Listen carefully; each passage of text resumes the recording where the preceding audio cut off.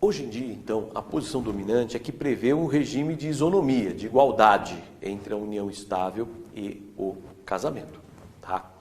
Posição dominante na jurisprudência, ok? Inclusive do Supremo Tribunal Federal. Prevê igualdade entre a união estável e casamento. Então, todos os direitos que a lei prevê para o casamento são estendidos para a união estável.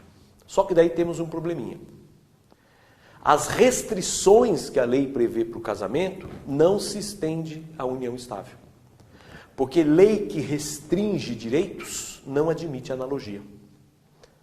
Lei que restringe direitos. Então, os benefícios do casamento estendem-se para a união estável. Agora, as restrições do casamento não se estendem para a união estável. Porque lei que restringe direitos não admite analogia. Então, nós temos as causas suspensivas do casamento. Quem viola a causa suspensiva, casa no regime da separação de bens. Então, por exemplo, o maior de 70 anos, quando ele se casa, regime de separação de bens. Agora, se ele for viver em união estável, comunhão parcial. Porque eu não posso fazer analogia, dizer que é separação de bens. Tá? O divorciado que se casa sem fazer partilha, separação de bens. Agora, se ele for viver em união estável sem fazer partilha, comunhão parcial. Depois tem também o casamento do menor com alvará judicial, né? O menor, quando se casa com alvará judicial, regime da separação de bens.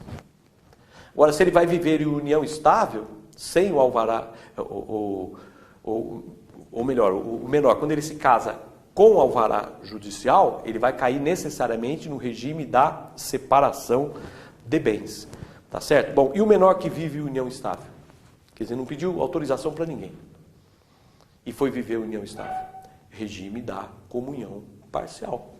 Ou mesmo, caso ele obtenha um alvará judicial. Caso ele obtenha um alvará judicial para viver em comunhão em união estável, imaginemos. Obteve um alvará judicial para viver em união estável. Comunhão parcial. Então, o menor que se casa com alvará judicial, separação de bens. Agora, se ele for viver em união estável com alvará judicial, comunhão parcial. Ou mesmo sem alvará judicial, comunhão parcial. Porque eu não posso fazer analogia. Resumindo, então, os benefícios do casamento se estendem à união estável. As restrições não podem ser estendidas. Então, a união estável acabou sendo mais vantajosa, né? Porque a união estável vai ter os direitos do casamento, mas não vai ter as restrições.